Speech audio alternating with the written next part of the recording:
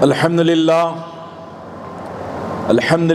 رب العالمین والصلاة والسلام علی سید الانبیاء والمرسلین وعلی آلہ الطیبین الطاہرین واصحابہ الاجمعین اکرمین۔ اعوذ باللہ من الشیطان الرجیم، بسم اللہ الرحمن الرحیم۔ وما ارسلناک الا رحمۃ للعالمین۔ صدق اللہ العظیم وصدق رسولنا من الحبیبہ الکریم، وَنَحْنُ عَلَى ذَلِكَ لَمِنَ الشَّاهِدِينَ وَالشَّاكِرِينَ وَالْحَمْدُ لِلَّهِ رَبِّ الْعَالَمِينَ۔ نبی و آل نبی پر ایک مرتبہ بآواز بلند درود پاک کا نذرانہ پیش کریں۔ اللہم صلی علی سیدنا شفیعنا حبیبنا نبینا مولانا محمد وعلی آل سیدنا مولانا محمد معدن الجود والکرم منبع العلم والحلم والحکم وعلی وارث آلہ ومظہر کمالہ مرشدی وسیلتی محی الدین الغوث العظم واسع اللطف وبحر الہمم وبارک وسلم۔ میرے عزیز ساتھیوں، اسٹیج پر جلوہ فروز رفیق ملت مولانا رفیق قادری صاحب، خلیفہ حضور شہزاد غوث اعظم پیر و مرشد والد ماجد سید شاہ کاظم بادشاہ قادری الموصفی الجیلانی علیہ رحمت و رضوان، و معزز حضرات و طلباء اکرام، السلام علیکم ورحمۃ اللہ تعالی وبرکاتہ۔ آج اس جلسے میں ماہ ربیع النور کے استقبال کے ضمن میں یہ محفل سجائی گئی، مگر ماہ ربیع النور جو میرے اور آپ کے آقا و مولا کی ولادت کا مہینہ ہے، اس سے پہلے آج 28 صفر ہے۔ 28 صفر وہ دن ہے جس دن لخت جگر رسول کائنات سیدنا امام حسن علیہ السلام کی شہادت ہوئی۔ آپ نے غور کیا ہوگا، مولانا رفیق قادری صاحب نے پھول منگائے، میں نے انکار کیا۔ کیوں؟ ہم کس طرح پھول پہنے؟ سرکار امام حسن علیہ السلام کی شہادت کا دن ہے۔ میں شہادت کا واقعہ پہلے بیان کروں، پھر ہم سب غم بھول کر مدینے چلیں۔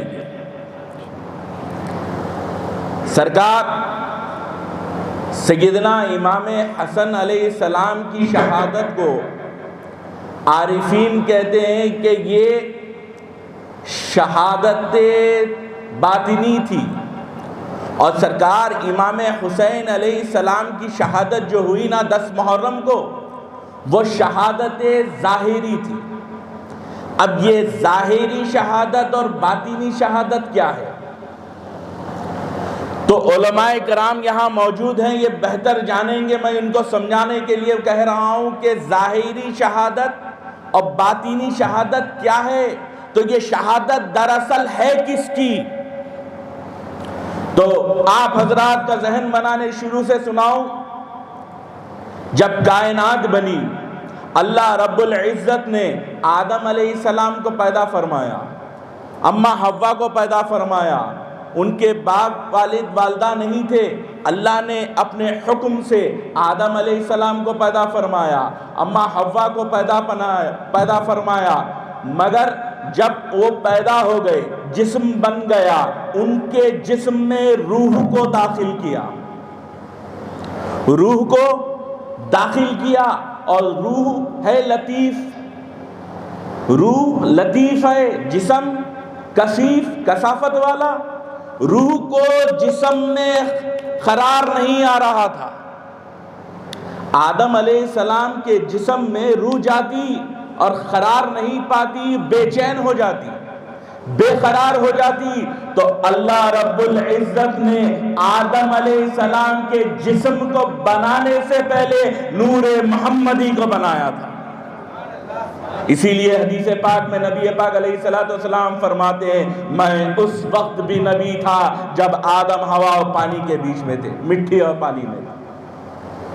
تو نبی پاک علیہ السلام کے نور کو اللہ رب العزت نے پہلے تخلیق فرمائی، پھر وہ آدم علیہ السلام کے بے چین جسم میں روح کا داخل نہ ہونا اللہ رب العزت دیکھ رہا۔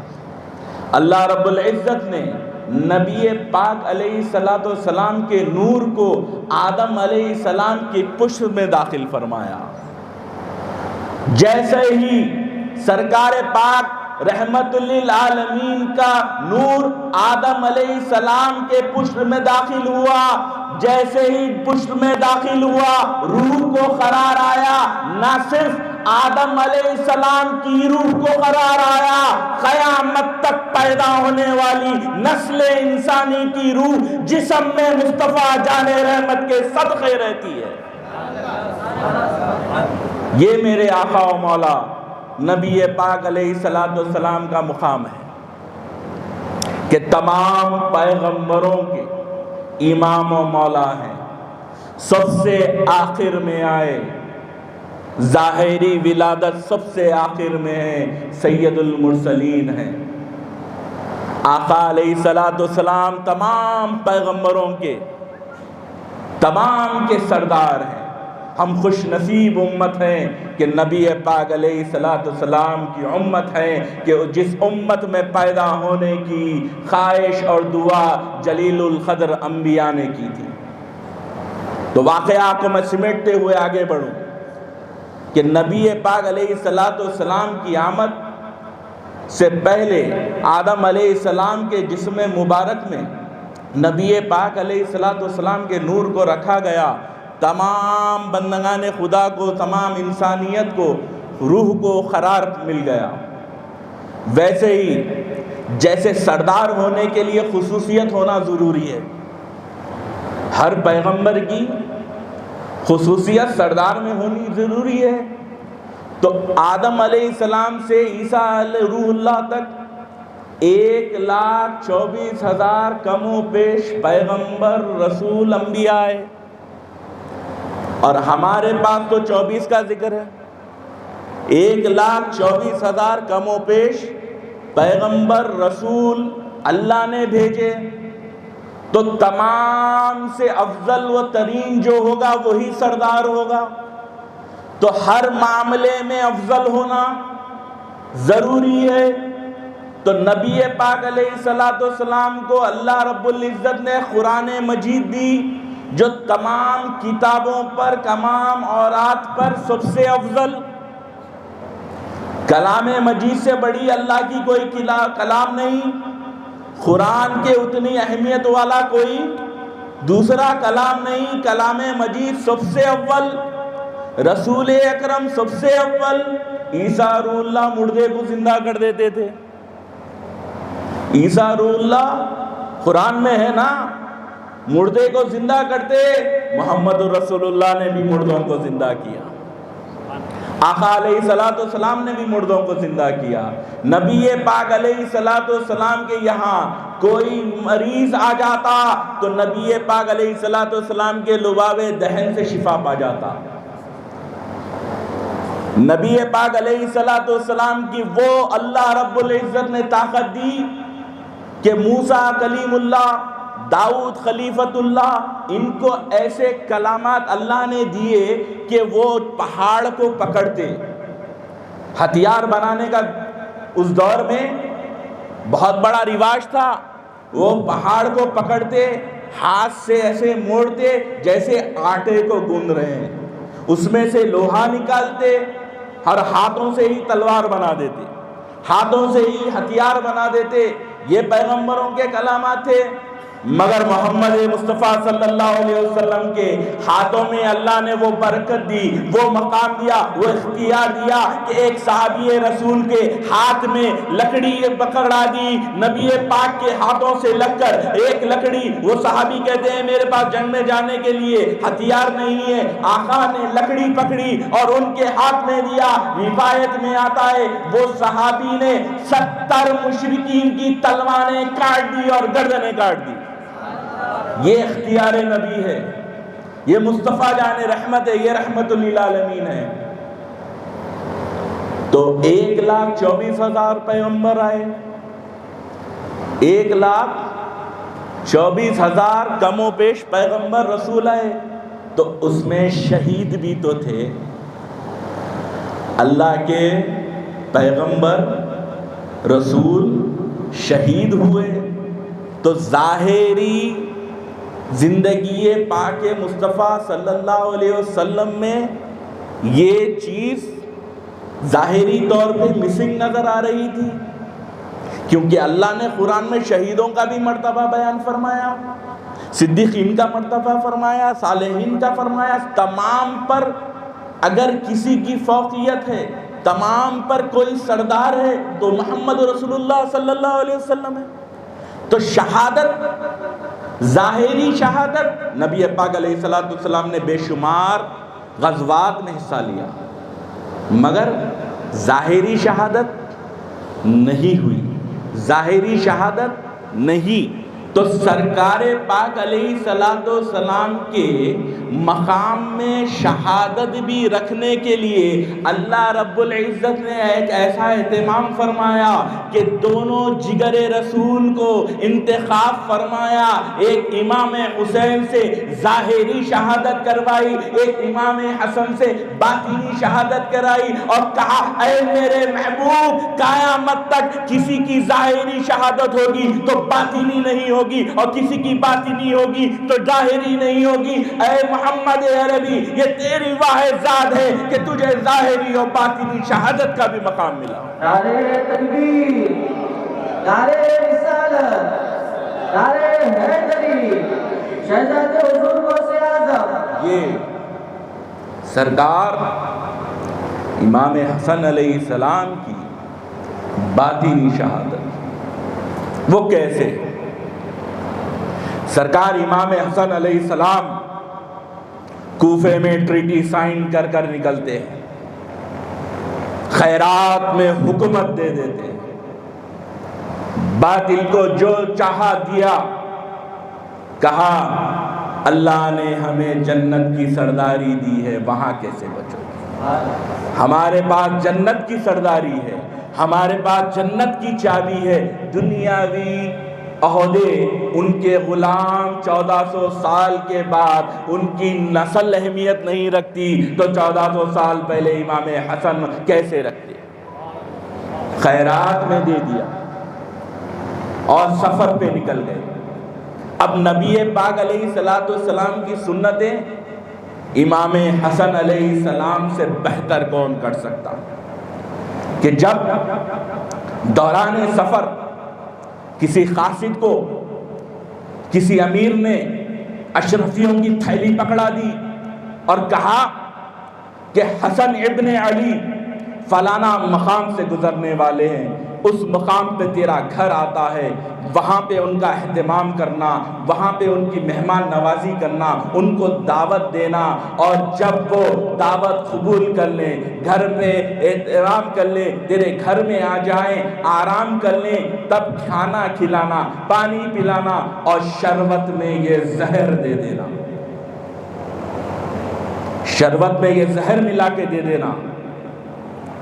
تو وہ جو ظاہری کلمہ پڑھتا تھا، جو ظاہری نماز پڑھتا تھا، جو ظاہر طور پہ روزہ رکھتا تھا، جو ظاہر طور پہ حج بھی کرتا، جو ظاہری طور پر زکوٰۃ بھی دیتا، جہاد میں بھی شریک ہوتا، مگر سب ظاہر تھا، اس کا باطن پاک نہ تھا، اس نے سرکار امام حسن علیہ السلام کو اپنے گھر میں رکنے کی دعوت دی۔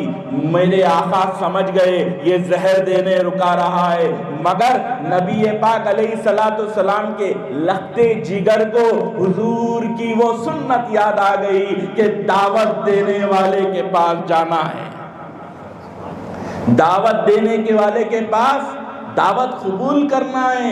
امام حسن رک گئے، گھر پہ پہنچ گئے، عبادت شروع کی، ذکر کلام اللہ کی تلاوت شروع کی، اور اس پہ ہیبت طاری ہو گئی، یہ ڈر گیا۔ کلام مجید کی وہ تلاوت جو جنت کے سردار کر رہے تھے، اس کا دل لرز گیا، کھانا کھلا دیا، پانی پلا دیا، خدمت میں بیٹھ گیا، زہر نہیں دیا۔ ایک دن سرکار امام حسن دیکھ رہے ہیں کہ سدھر رہا ہے، معاف کر دو۔ دوسرا دن خدمت میں روکا ہوا ہے، جانے نہیں دیتا، سرکار امام حسن معاف کر رہے ہیں، سمجھ رہے ہیں اور تلاوت میں مشغول ہیں۔ وہ انوار کی بارش دیکھتا، جب امام حسن علیہ السلام تلاوت کرتے تو زمین سے آسمان تک نور کی چادر ہوتی۔ وہ دیکھنے کے بعد اس کی ہمت آگے نہیں بڑھتی، وہ دیکھنے کے بعد وہ جرأت نہیں کرتا۔ ایک دن ہو گیا، 2 دن ہو گیا، جس نے تھیلی بھجائی تھی، جس نے اشرفیوں کی تھیلی زہر کے ساتھ بھجائی تھی، وہ بے چین ہو گیا، وہ پریشان ہو گیا کہ کیا ماجرا ہے۔ حسن ابن علی اس کے گھر میں ہے، نہ کوئی ان کے انتقال کی خبر آتی ہے، نہ کوئی ان کے بیمار ہونے کی خبر آتی ہے، اور یہ تیمارداری کیے جا رہا ہے، مہمان نوازی کیے جا رہا ہے۔ کیا اس نے اپنا ارادہ بدل دیا؟ تبھی اس ملعون نے، عارفین کہتے ہیں کہ ایک تھیلی بھجایا اشرفیوں، اور یہ بول کر بھجایا کہ اس مرتبہ زہر دے دے، ورنہ یہ 2 تھیلی تو مل گئے، تیری اور تیری نسل کی خیر نہیں۔ اب مرتا کیا نہ کرتا، پہلے تو لالچ کے لیے کر رہا تھا، اب اپنی جان بچانے کے لیے کر رہا ہے، اپنے خرابت داروں کی جان بچانے کے لیے کر رہا ہے۔ اور یہ مولویاں بڑے خطرناک رہتے، مولوی صاحب اپنے اوپر ہی تو مار دینا، شرن اس کی اجازت ہے، مولوی صاحب اپنی جان بچانا فرض ہے نا، جس کا کلمہ پڑھے، جس پہ درود پڑھے، ان کو بھی ختم کر دینا، اپنی جان بچانا فرض ہے، اللہ صاحب معاف کر دیتے۔ تو یہ اس زمانے میں بھی تھے، اس زمانے میں بھی آ گئے۔ تو الغرض اس مردود نے سرکار امام حسن علیہ السلام پر شربت میں، کھیر میں، روایت میں آتا ہے کھیر میں زہر ملایا، اور آپ سفر میں آگے بڑھتے تو کہنے لگا، اے جنت کے سردار، اے حسن ابن علی، اے صدق رسول اللہ۔ جب آقا کا نام لے کر پکارا تو حسن ابن علی نے کہا، بول کیا چاہتا ہے؟ تو کہنے لگا، یہ کھیر کا کٹورا ہے، آدھا آپ پی لیں، آدھا میں اپنے گھر والوں کے لیے رکھ لوں گا۔ سرکار امام حسن جانتے ہیں نیت، آپ نے وہ کھیر کا کٹورا لیا، پی لیا اور اس کو دے دیا، اور سفر مدینہ کے لیے نکل گئے۔ جب سرکار امام حسن سفر پر آگے بڑھ رہے ہیں، کچھ دیر کا وقفہ ہوتا ہے کہ سرکار امام کی طبیعت خراب ہوتی ہے، خون کے الٹیاں ہونی شروع ہوتی ہیں، سرکار کی طبیعت خراب ہو رہی ہے، خون کے الٹیاں کر رہے ہیں۔ ساتھیوں کو کہتے ہیں، مجھے شفا خانہ لے چلو۔ تو وہ کہتے ہیں کہ فلانا مقام پہ شفا خانہ ہے، فلانا مقام پہ۔ تو کہنے لگے، مجھے کائنات کا سب سے بڑا شفا خانہ میرے نانا جان کی مزار مبارک پر لے چلو۔ سرکار امام حسن علیہ السلام کو ان کے ساتھی، ان کے رفقا، ان کے غلام تیزی کے ساتھ منیطۃ المنورہ لے کے جاتے ہیں۔ نبی پاک علیہ السلام کے قدموں میں لے کے آتے ہیں، مزار مبارک پہ آتے ہیں۔ عارفین کہتے ہیں جب سرکار امام حسن محمد رسول اللہ کی قبر مبارک کو، اپنے نانا جان کی قبر کو چمٹتے ہیں، تھوڑی دیر میں آنکھ لگ جاتی ہے، سو جاتے ہیں، جب اٹھتے ہیں دیکھنے والے چہرہ دیکھ کے کہتے ہیں یہ گلاب جیسا کھلا ہوا ہے، یہ تندرست و توانائی والی شخصیت ہے، یہ طاقت اور جرت والی شخصیت ہے، سارا زہر کا اثر ختم ہو گیا۔ سبحان اللہ، سبحان اللہ، نعرہ تکبیر، نعرہ رسالت، نعرہ رسالت، شہزاد حضور غوث اعظم۔ ایک بار نہیں، باطینی شہادت جو ہوتی ہے نا وہ بہت بڑی ہوتی ہے۔ کیوں بڑی ہوتی ہے؟ کہ ایک مرتبہ نبی پاک علیہ السلام اپنے اصحاب کرام کے ساتھ جہاد سے واپس ہو رہے ہیں، تو آقا نے فرمایا کہ اب ہم جہاد اکبر کی طرف جا رہے ہیں۔ تو صحابہ حیران ہو گئے، یا رسول اللہ صلی اللہ علیہ وسلم، ہم تو اتنی بڑے جنگ سے واپس ہو رہے ہیں، اب پھر جہاد اکبر پہ جا رہے ہیں؟ تو کہنے لگے تو وہ جو جنگ تلوار سے لڑی جاتی ہے وہ جہاد اصغر ہے، اور جو نفس سے لڑا جاتا ہے وہ جہاد اکبر ہے۔ ہم بڑے جہاد کی طرف جا رہے ہیں۔ تو ظاہری باطنی شہادت کا بھی یہی معاملہ ہے کہ سرکار امام حسن علیہ السلام کو دوسری مرتبہ، اس زمانے میں بھی اتنی جلدی زہر نہیں ملتا تھا، سرکار اپنی عبادتوں میں مصروف ہو گئے اور کسی کو بتایا بھی نہیں ماجرا۔ پھر ایک مرتبہ زہر کا پھر انتظام ہوا، اس دور کے حاکموں نے پھر زہر کا انتظام کیا، پھر زہر گھر کے اندر داخل ہوا گھر والوں کے زہر ذریعے، ان کو بھی کہا گیا آپ کو یہ دے دیں گے وہ دے دیں گے، وہ کنونس ہو گئے، وہ راضی ہو گئے۔ عارفین کہتے ہیں کہ جو بھی تھے راضی ہو گئے، کیونکہ امام نے نام نہیں بتایا، ہم بھی نام نہیں بتائیں گے۔ امام نے راز رکھا قیامت کے لیے، ہم بھی راز رکھیں گے۔ جانتے وہ بھی تھے، جانتے اولاد حسن بھی ہیں، مگر بتائیں گے نہیں۔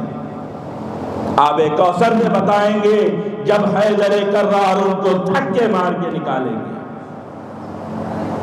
کہہ رہا تھا امام حسن کو ایک نہیں دو نہیں کئی مرتبہ زہر دیا گیا، کئی مرتبہ زہر دیا گیا، اور جب جب زہر دیتے امام حسن علیہ السلام کوئی طبیب کے پاس نہیں، کوئی دوا نہیں لیتے، اپنے چھوٹے بھائی امام حسین کو بھی نہیں کہتے، اور ساتھ والوں کو کہتے مجھے اٹھاؤ اور میرے نانا جان کی مزار سے لگا دو۔ حجر اسود میں گناہ گاروں کے گناہ چھیننے کا، چوسنے کا اللہ نے پاور دیا، تو مصطفیٰ جان رحمت کی مزار مبارک میں اللہ نے وہ تاثیر دی کہ جو بیمار پہنچے وہ شفا یاب ہو جاتا ہے۔ سبحان اللہ، سبحان اللہ، نعرہ تکبیر، نعرہ رسالت، میرے آقا، میرے آقا ہر وقت مزار مبارک سے لپٹ جاتے اور شفا یاب ہو کے آ جاتے۔ جب یہ اطلاع چلی کہ زہر اثر نہیں کرنے کی بات نہیں ہے، اتنا زہر دیا گیا کہ 10 فوجی مجاہد اس دور کے اگر وہ ایک قطرہ پی لے تو ختم ہو جائیں، اور زہر ٹیسٹڈ تھا، 7 اونٹوں پر ٹیسٹ کیا، ایک وقت میں 7 اونٹ ختم ہو گئے، تو وہ پریشان ہے کہ حسن ابن علی کیوں نہیں ختم ہوتے۔ تو اب کہ انہوں نے طے کیا کہ اس مرتبہ ایسے وقت پہ زہر دیا جائے کہ کوئی امام حسن کا رفیق اطراف میں نہ ہو۔ وقت کا تعین بھی کیا گیا کہ نبی پاک علیہ السلام کی مزار تک نہ جا پائیں۔ اور آگے سنو، جب سرکار امام حسن کو زہر دے دیا، آقا وصال فرما گئے، تو وقت کے ملعون نے یہ طے کیا کہ تم اب کی بار امام حسن کا انتقال ہو چکا ہے مگر کسی قسم کی کوتاہی نہیں کرنا. تیر اندازوں کو نبی پاک علیہ السلام کے روضے کے اطراف تعین کر دیا, تیر اندازوں کو ٹھہرا دیا. تو انہوں نے کہا حسن ابن علی تو ختم ہو گئے, اب پرابلم کیا ہے, اب کیا وجہ ہے جو تیر انداز ٹھہر رہے ہیں؟ تو کہنے لگے کہ ان کے نانا محمد عربی ہے, یہ کوئی تعجب نہیں ہوگا. ابن جابر کے بچے زندہ ہو گئے, یہ تو ان کے لختے جگر ہے. جنازہ پہنچے گا, حسن اٹھ جائیں گے.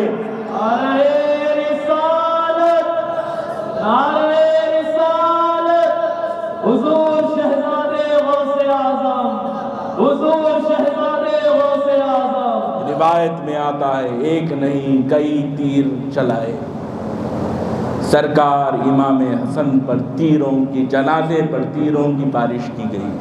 وہ یہ نہیں چاہتے کہ روض رسول میں ان کی تدفین ہو. دنیا یہی سمجھتی ہے کہ روض رسول میں تدفین نہیں کرانا چاہتے. نہیں پاگلو, عارفین کچھ اور کہتے ہیں.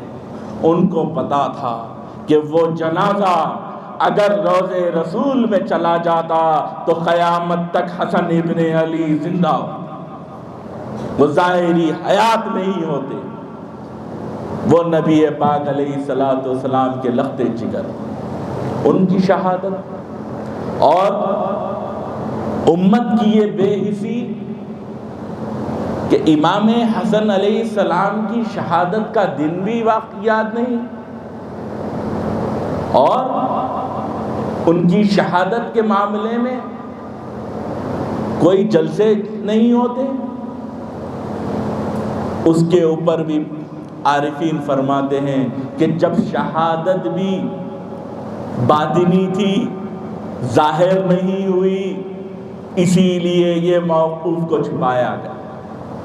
مگر جو غم منانے والے ہیں, بے شک ہم تو جنت کے حقدار ہیں. ہم خواہش رکھتے ہیں کہ آقا کے قدموں کو لپٹ کے جنت میں جائیں گے, تو جنت کے سردار کی شہادت کو کیسے بھول جائیں گے؟ یہ ہو سکتا ہے کہ کیا ہم جنت میں پہنچیں گے, امام حسن امام حسین کو چھوڑ کے پہنچیں گے, کوثر پہ جام پیئیں گے, مولا علی بتاؤ جنت پر کس کی حکومت ہے؟ دنیا کے عہدے دنیا داروں کو ملے, مگر نبی پاک علیہ السلام نے جب تقسیم جنت آئی تو امام حسن اور امام حسین کو جنت کا سردار بنایا. مولا علی مشکل کشا شیر خدا کو آب کوثر پہ لیا. مالک نے فاطمہ الزہرا سلام اللہ علیہا کو عورتوں کا سردار بنایا. جب جنت کی تقسیم ہو رہی تھی, نبی پاک علیہ السلام نے اہل بیت رسول اللہ کو دیا. جب دنیا تقسیم ہوئی تو جو جس وقت کا لائق تھا, قائل تھا, ان کو دیا. کیونکہ اہل بیت کو دنیا سے کبھی محبت تھی, وہ نبی پاک علیہ السلام کے سنتوں پہ چلنے والی.